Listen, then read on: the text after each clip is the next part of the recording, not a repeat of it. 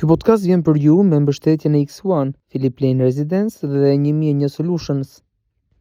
Përshëndetje, jemi në podcast, jemi në Radar, do të fokusohemi në aktualitetin politik. Me ne është bashkuar Elesa Balliu. Zonja Balliu, shumë faleminderit që jeni me ne. Faleminderit për ftesën.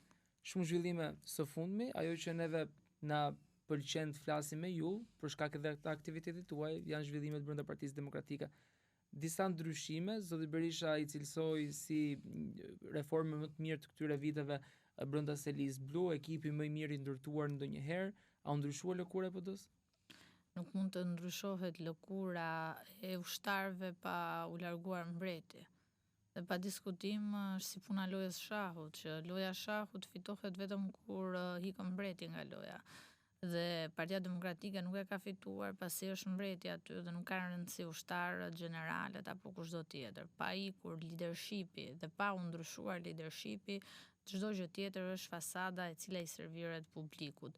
Nuk është një ndryshim rrënjësor, nuk është një ndryshim real, nuk është hapje gare, është thjesht vendosja e besnikëve të Berishës për të mbajtur gojën mbyllur ndaj çdo padrejtësie dhe ndaj çdo kritike në Partinë Demokratike. A pati garë, sidomos për numrin 2 të Partisë Demokratike në garën që u zhvillua mes Flamur Nokës dhe Samir Korreshit? Kjo është shesharake, garë nuk pati dhe Korreshi, si gjithmonë është një ndër personazhet më të sinqertë që unë e simpatizoj në Partinë Demokratike dhe tha unë tani e mora vesh që po kandidoj, kështu që pa diskutim, ai e ka marrë vesh atë ditë dhe atë ditë hyri në garë. Nuk është se kishte garë faktikisht. Është përfolur shpesh si në ambientet mediatike, por edhe nga burimet shumëta që zoti Noka i ka paraqitur zotit Berisha disa herë dorëheqjen. Pse ky i fundit nuk ja pranon? Zoti Noka, nëse unë nuk kam informacion lidhje me këtë pjesë, por nëse është e vërtetë dhe supozohet jetë i tillë, kjo thjesht vërteton atë që them unë që Flamur Noka është gomar i familjes Berisha. Pasi vetëm një gomar mund të bëjë, me gjithë respektin për gomarin këtu, çfarë i urdhërohet nga shefi vet. Iliriana Kuçana pati po ashtu shumë akuzat forta ndaj zotit Noka, mendoni që qëndrojnë? Patjetër që qëndrojnë, ajo ka të drejtën e vet, thjesht unë mendoj që problemi është berishizmi. Jo mulizimi, sepse lartësoj mulin këtu. Kështu që në këtë kontekst për mua problemi real i Partisë Demokratike është berishizmi. Dhe pa ikur Berisha dhe berishizmi nga parti nuk ka demokraci. Nuk ka garë, nuk ka debat, nuk ka një ofertë reale për qytetarët. Zoti Ndoka ishte në podcast me ne dhe u shprehet që ka një dakordsi edhe pse bëhet një lloj teatri mes mazhorancës dhe opozitës, ai takon dy reformave të rëndësishme, siç është ajo territorialja dhe zgjedhjorja. Po patjetër, PD-ja është Berisha është në pazar me Ramën dhe pa diskutim ato nuk luftojnë Ramën, ato presin të vënë gjobën e radhës, pasi janë thjesht parazit pushtetit.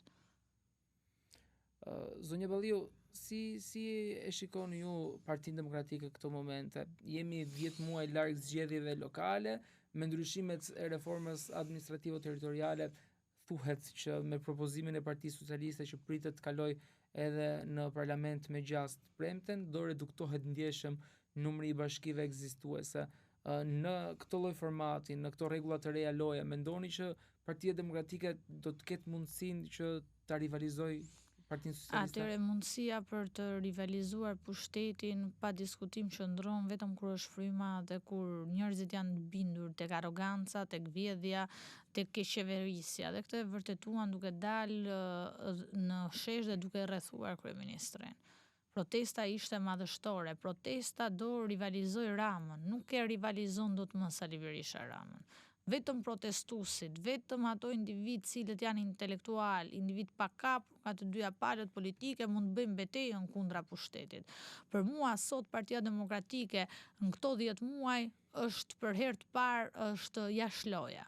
Pasi vendin e saj e kanë zënë protestuesit normalisht me të drejtën e votës, pasi në mungesë një opozitë reale, ato dolën vetë dhe po e përfaqësojnë dinjësisht gjithë shqetësimet që kanë qytetarët, kauzën e tyre, por mbi të gjitha janë zëri të vërtetës dhe jo zëri i kapur, siç është zëri Sali Berishës, zëri i pazareve, zëri i humbjes, zëri i cënimit të demokracisë në Shqipëri, zëri i cënimit të demokracisë brenda partisë vet, por mbi të gjitha është shkaktari kryesor i gjendjes reale në cilën ndodhet Shqipëria.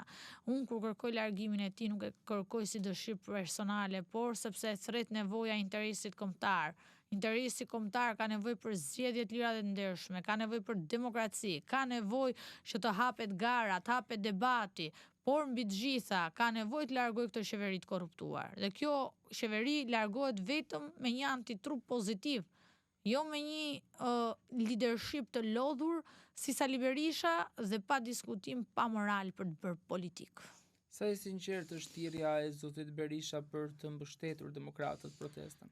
Tani, thirrja e tij është 0% e sinqert, pasi nëse do kishte 1% vërtetësi, duhet jepte dorëheqjen. Një ndër thirrjet kryesore të atyre protestuesve është Berisha në Burg, nuk ndodh në asnjë vend botës që protestuesit të dalin protestojnë kundër liderit opozitës që ka 13 vite në opozitë. Qofse Berisha do jepte dorëheqjen, populli do ishte në këmbë dhe do kishte vetëm një thirrje që do ishte dorëheqja e Edi Ramës. Sali Berisha është garantuesi kryesor i pushtetit Ramës. Rama nuk është i fortë, por Rama është i fortë se është Berisha në opozitë. Zonjë Valliu, ju keni paralajmëruar disa lëvizje që do të konkretizohen së bashku me zotin Saliani, keni thënë ju në daljet publike gjatë muajit shtator dhe mëtej. Çfarë është konkretisht kjo lloj lëvizje?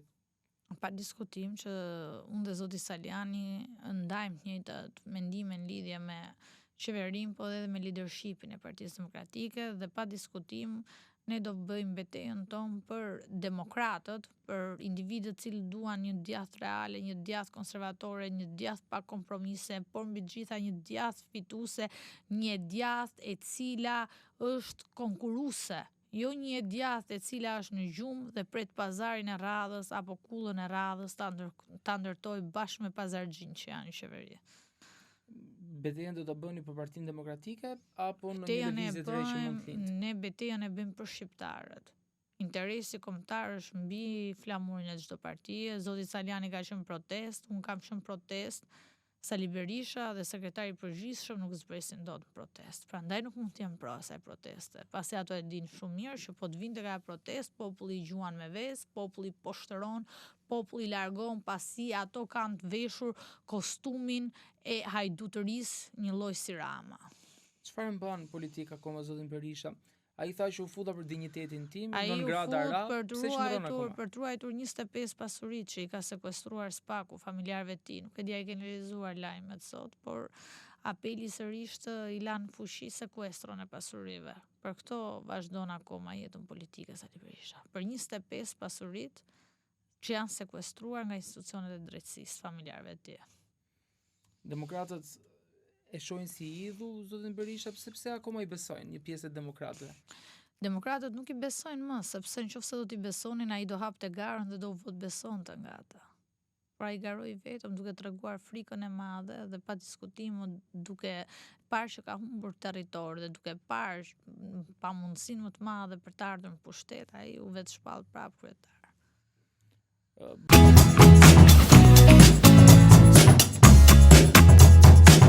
Woo!